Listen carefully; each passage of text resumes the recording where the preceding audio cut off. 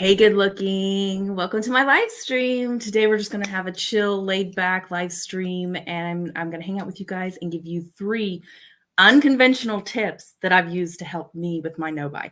And if you are struggling with a no buy or a low buy, then please stick around, stay tuned, watch, and be sure to check out the 3 unconventional tips that I have for you guys. So what we'll do here in this live is I'll give you guys my 3 tips. I'll say hi in the comment section as people just kind of jump in and jump on. And at the end, if you guys have any questions, we'll have a little Q&A if you want. So I'm going to go ahead and make sure that everything is working. So I'm going to go ahead and view this on YouTube. But as people start to roll in, I think I might actually put my hair up. I don't know. It's not looking the way I want it to look. So, okay.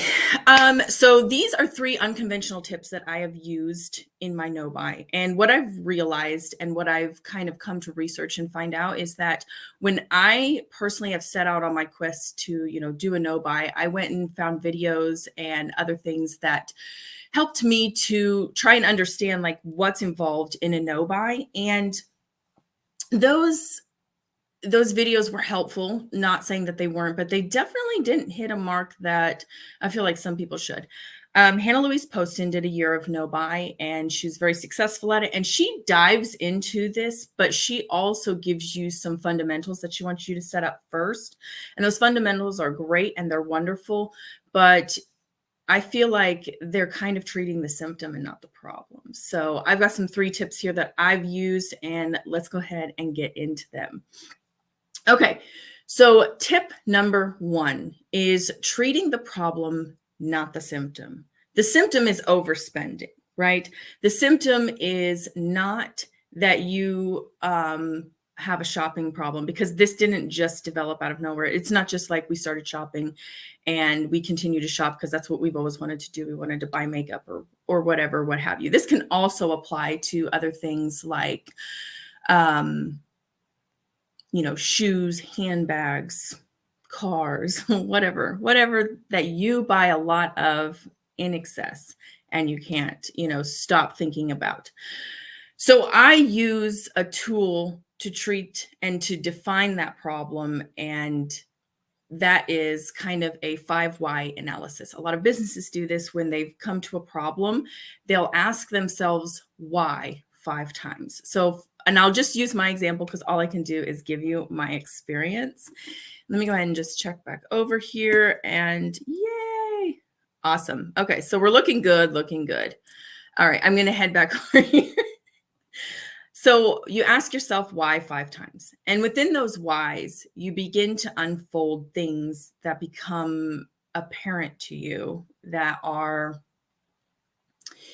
more going to point towards the problem and not just the symptom. And you may have to do this a couple of times over. It didn't happen the first time around when I did my 5 why. I just merely scratched the surface. But so I asked myself, well, why are you compulsive shopping for makeup? And I had feelings of inner self not being enough. We think of the self in comparison to the others, and we start to see that, the inner self views ourselves differently than the outer self, which is the others. So that my inner self was not feeling like enough. Okay, so that was my first why. Then my second why is, well, why didn't I feel like I was enough? And this just triggered, within the last 2 to 3 months. So I've done a reassessment of this why. And I started to look into it deeper, and I started saying, well, I have negative feelings that I don't want to feel. I have negative feelings of losing my identity when my kids started back to school, because I'm a stay-at-home mom. This is kind of like my job. YouTube is just more or less something that I do on the side as a hobby. It's not my full-time gig or anything like that. But my full-time job is being a stay-at-home mom. And that is my main, that's what occupies the majority of my time, is taking care of my kids. And now my kids are going off to school for 8 hours a day. And I am having and struggling with those negative feelings and emotions. So then we go on to the third why. Well, why did you have those negative feelings? So previously, I felt anxiety around starting school myself. I've started school 18 times in my, entire life. And so I'm kind of a fluent in the anxiety that's going around starting school and being nervous about school, forgetting homework assignments or not, wearing something that doesn't fit in with the class or anything like that. I was always scared of that kind of stuff. Hey, how is everybody doing? Jump in. Hi, Ruby. How are you doing? Okay, so it's comments, not private chat. Yay. So as I was just mentioning previously before, I started my 5 whys and I'm on the 3rd why. So you just continuously ask yourself and probe yourself deeper and deeper. And what I did was I found that I was not feeling enough. I was feeling negative association towards my kids starting school. And I had my own anxiety around starting school. And that was kind of A, being passed off to my kids, and B, it was also kind of like reliving emotions that I never really dealt with before. I was giving up control for the first time in 5 years for 8 hours a day. I had to, like, even now, my kids are in school and I'm like thinking to myself, what happens if the teacher calls me, and I have to end this live stream? What happens if something, like traumatic happens, right? So I'm thinking of all those things even now when I'm doing this, or anything else. Like if I'm going grocery shopping or something like that, I'm like, oh my gosh, what happens, So I have to pass off that responsibility a little bit, it's kind of like I'm losing some of my identity in being a mom. This has been my identity, and that's a lot of the problem is my identity is driven. It was first in my career, now in my children. So there's some trauma around not wanting to feel uncomfortable with this. So that's my 3rd why, and we're dipping into it quite deep. Hi, everybody in the chat. Good morning to everyone. How are you guys doing? And welcome to the 3 unconventional tips that I have for successfully achieving a no buy or a low buy. Either one. It works either way. And I'm now probing myself and asking myself 3 whys. And I'm going to ask myself again, but I've unearthed quite a bit in this 3rd why. So I'm feeling really uncomfortable. I'm, finding out that have past traumas around starting school and anxieties around that. So I'm going to pick, why did you have that trauma? Why do I have that trauma? And it's because I didn't have the tools and resources to deal with those negative emotions. And I was always afraid that if you show these types of emotions or feelings or anything like that, that's a sign of weakness. And that's a sign of,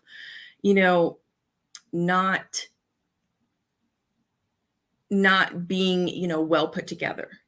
All right. And then I asked myself, well, why didn't I have those tools? I managed my feelings internally. I never showed people those feelings. So, you might ask my parents and they would probably say, yeah, she did fine in school. She did great. But I had a lot of anxiety around that. I was nervous all the time. And school was always something that I always say that I didn't like it. I actually liked the school aspect. I didn't like the anxiety surrounding that. So I didn't have the tools because I didn't show people that I had this issue that was going on. So you can kind of see where this is all stemming from. This 5 why is now probing to find the problem. And the symptom that I was using was buying things, like, oh, I don't feel like I'm enough. I don't feel like I'm a part of this group. I want to purchase this so I can feel like I understand, what they mean by, whatever shadow was most, popular at the time. So that's my first tip, is start to attack the problem and not the symptom. If you sit here and you say, go and unfollow this account, go and internalizing a lot. That's a lot of it. You don't bring that to the surface. But I brought, excuse me, I just lost my train of thought. But I look at, when I see these no buy videos and I see like budget, take inventory, and those are wonderful tools, right? Those are great things that you can do, but that's treating a symptom. That's just, well, you have too much makeup, right? That's pretty easy. You came to this conclusion. So it's like, we are we can do those things, right? We can do those things. We can, and they're great. They're wonderful tools, but that's kind of treating a symptom. It's kind of like when I go to the doctor and I have hypertension, right? And the doctor says, okay, here, I can give you this pill and you can take it and it's going to treat your hypertension. And now I've got 5 more things that are wrong with me because that pill that I take every morning to control my hypertension is going to give me 5 more side effects that I don't really truly care for. So you can treat the symptom of overconsumption, overspending, occupying your time, escapism, I've heard, with the shopping, but that's not really the problem. The problem is a lot deeper. And that 5 why analysis is just one of those tools that you can use to help you identify that problem. And that's what I did. You can do other things, like I've heard of people using fishbone analysis, and that's where you kind of like you write the problem and then you write, different avenues that you can take to solve that problem, which is essentially same way as the 5 why. But I like the 5 why. It's really simple. You can do it laying in your bed at night at 3 a.m. when you would rather be shopping, but you shouldn't be. So you can kind of do something like that.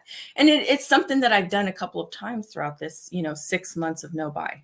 So tip number 2, and I know you're thinking, oh boy, you're going to tell me to unfollow all these wonderful accounts with brands in them. You're going to tell me, to unfollow all these creators. No, I wouldn't say that at all.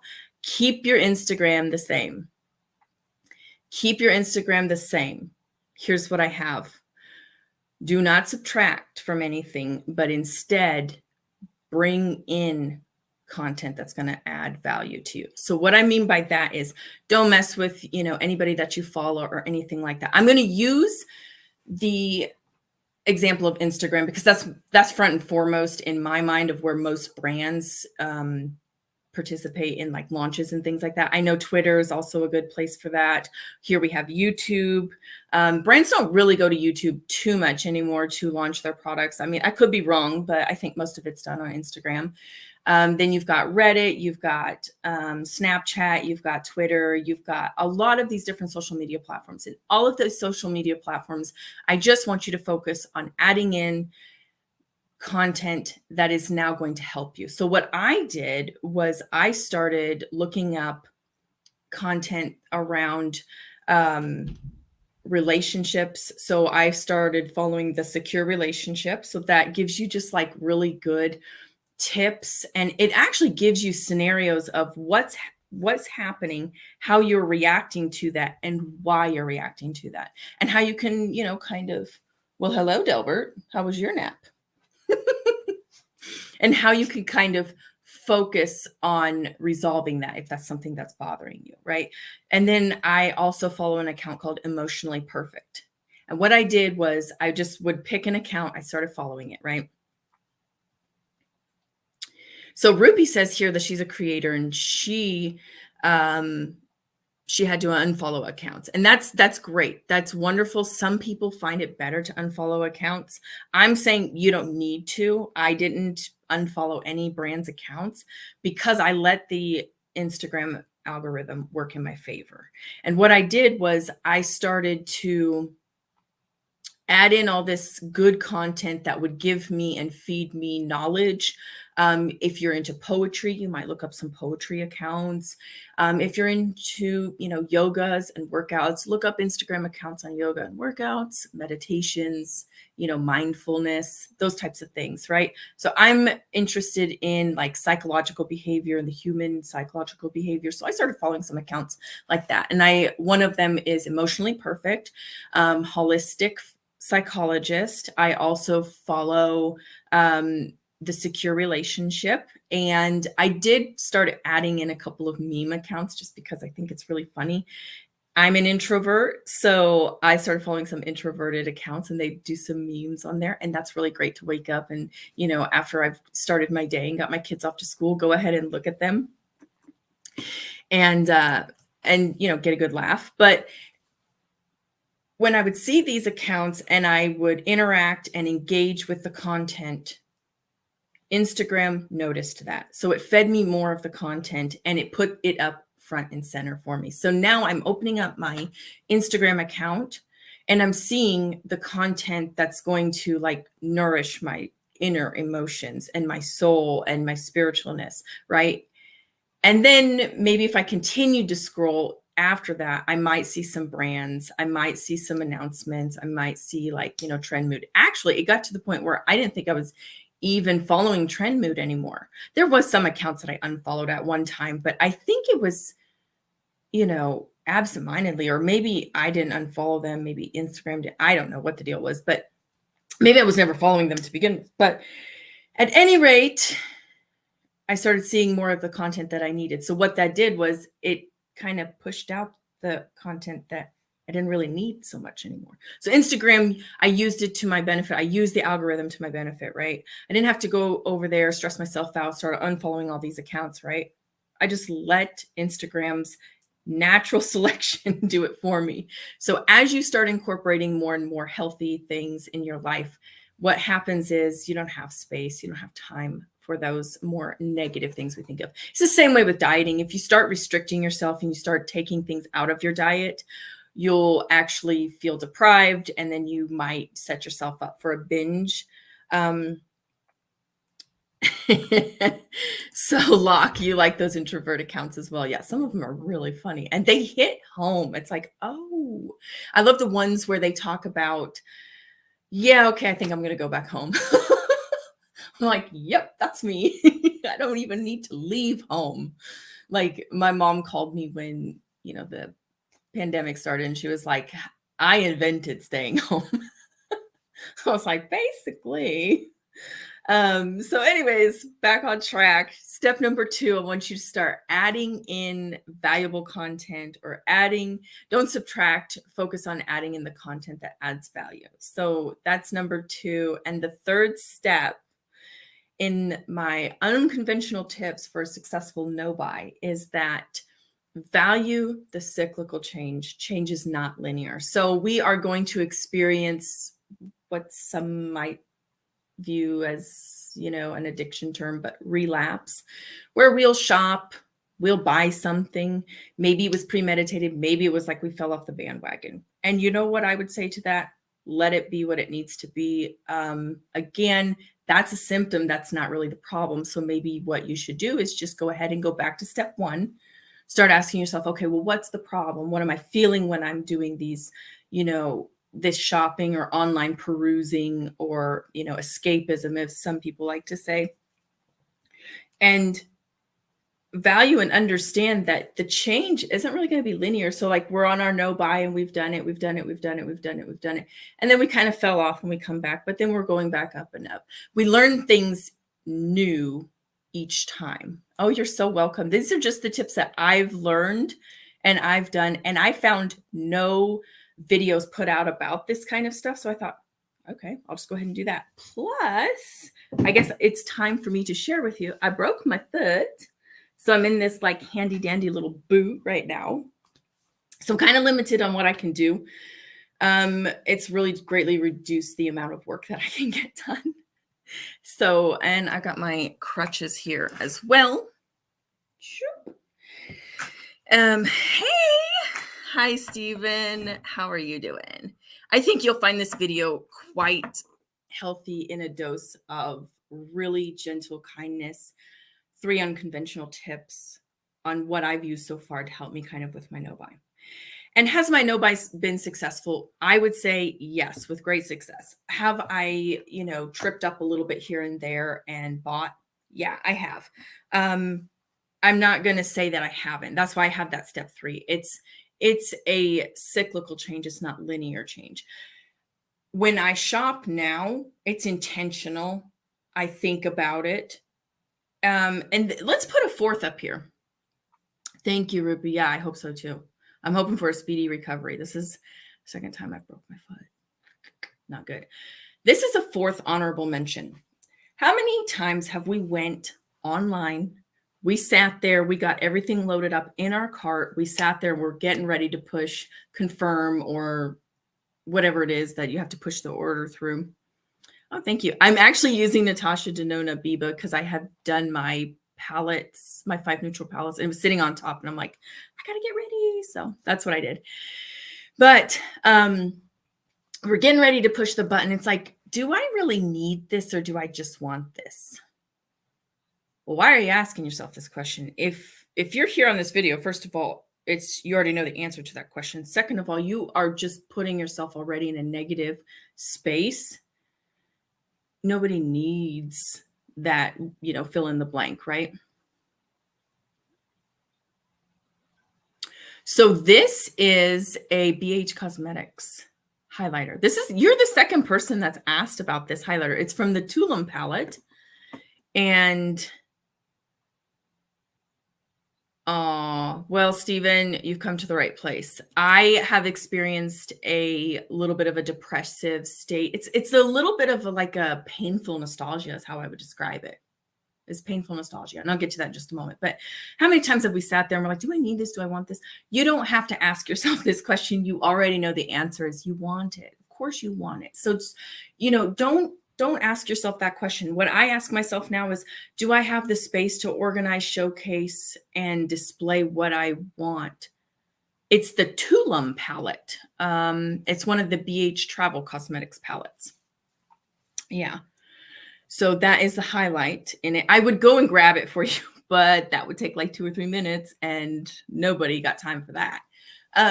But I can link it for you actually afterwards. I should probably do that.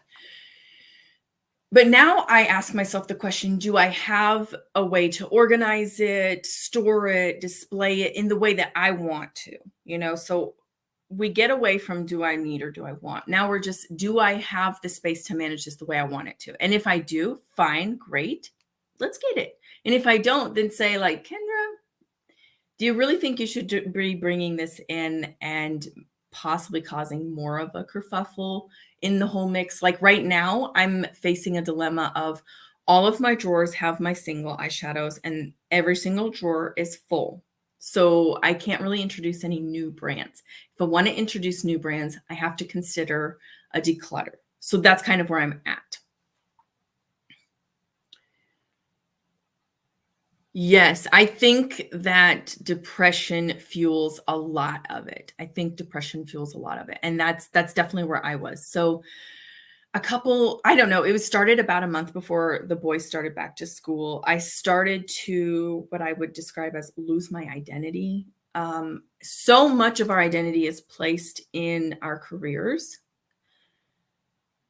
I was a chemist before I was a stay-at-home mom, and I took, the ultimate promotion to be a stay-at-home mom, to be a mom to my boys.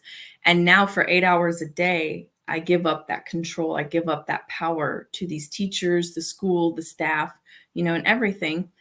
And that really kind of made me, it definitely made me sad. It was very uncomfortable. It was feelings that were very uncomfortable. And so I had to start asking myself, well, why do you feel like this, Kendra? And it really stemmed from me being uncomfortable starting school, first of all. Every single time, every year I would start school, I would get really uncomfortable. And I think it's just the unknowing. You're fearful of the unknowing. And to some degree, that's okay. But I really suffered a lot of that, when the seasons change, you're kind of sad that there's a little bit of an era ending, not era, but the season's ending, right? Summer's over. Now we're entering fall. Some people embrace it. I'm like, summer's gone, but summer's gone. And then I forget, I'm like, well, turn around, Kendra, it's fall's here, and fall's so beautiful too. So Rupi, you're saying that you've been trying to focus your energy on relationships, home, your workout, jobs, savings, and reading. Those are really, really great tools to use. Just taking the time to really do things that you wouldn't be doing while consuming content all day. That's great. I still watch a lot of my favorite YouTubers, content creators. I still have all of the people that I followed on Instagram, and that never changed. What changed is organically the Instagram algorithm started putting, emotionally perfect content in front of me, the secure relationship content in front of me, holistic psychologist. I do have a couple of, like mindful eating, like intuitive eating. I'm starting to try, I want to try something like that. So that's also coming, that content's starting to flow in front of me. And just naturally, I'm not seeing as much of the the brands launching their products anymore. I'm not seeing as much about the brands, constantly, inundating me with the same product over and over and over, which that's fine. That's what brands are supposed to do. That's what you go to Instagram for, if that's what you're interested in. So that's great. I think that if you follow the first two steps, the first three steps, right? Number 4 is that honorable mention of, treat yourself with kindness, treat yourself just like a friend would treat you. If you're sitting there and you're shopping for things, a friend's not gonna be like, oh, you don't need that, and smack it out of your hand. The idea is that your friend would be like, do you really want to buy that? Do you have a place to keep that? Are you good? You good? Okay, that's great. And if you treat yourself like that, that really goes a long way. Do you guys have any questions? I know this is such an odd time to be online at 11 o'clock in the morning, but I worry about doing it too late in the afternoon in case, I get a case of the snoozies, or B, I just think that as the day goes on, I wear down, I kind of need to put my foot up. So we are doing the closable lid Yeti because I do have stairs, so I have to go up and down with my crutches, and so I can't do my coffee pot cup at the moment, but it'll be back once I'm healed up. So you guys have some good conversation going on in the chat.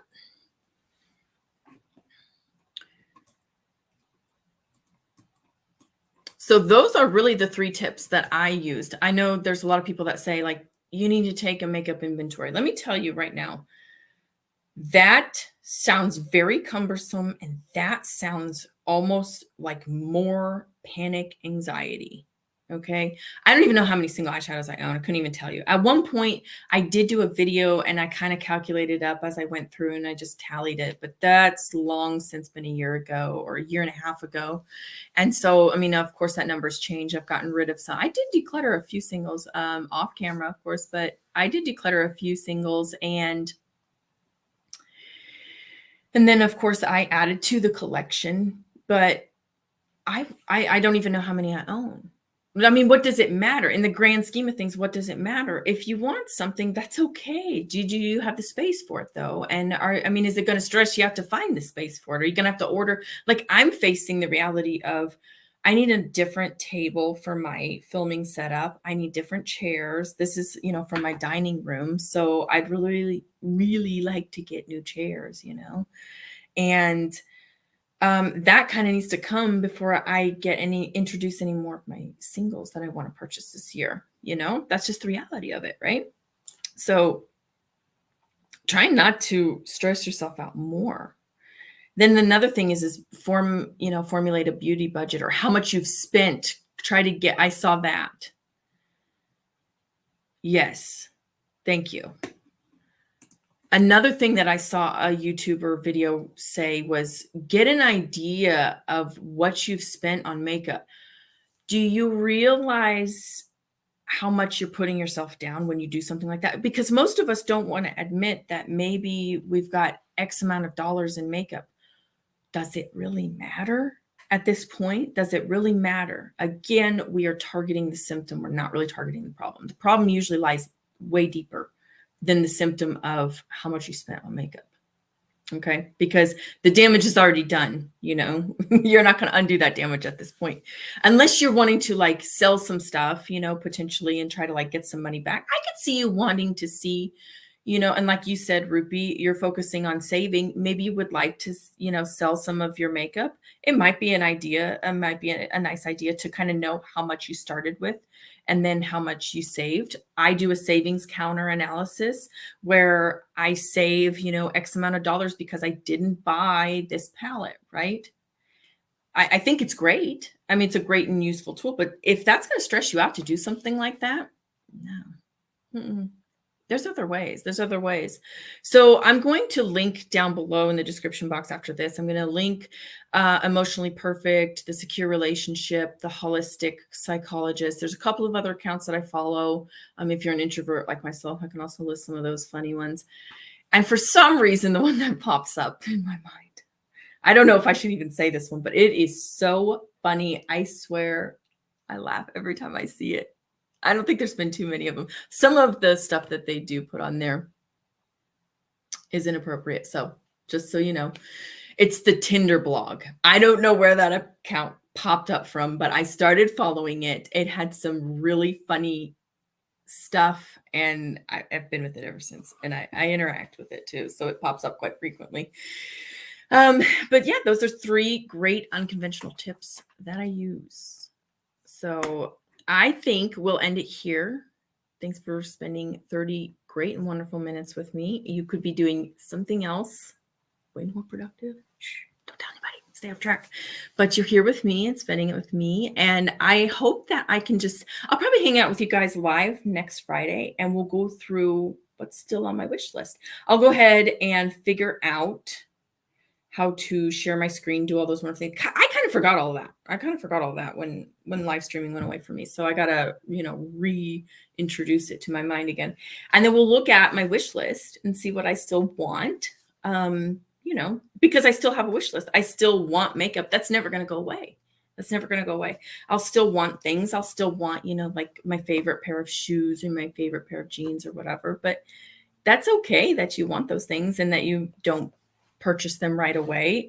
Purchase them when you have the space and when you have the clarity and then the funds. That's what I think you should do.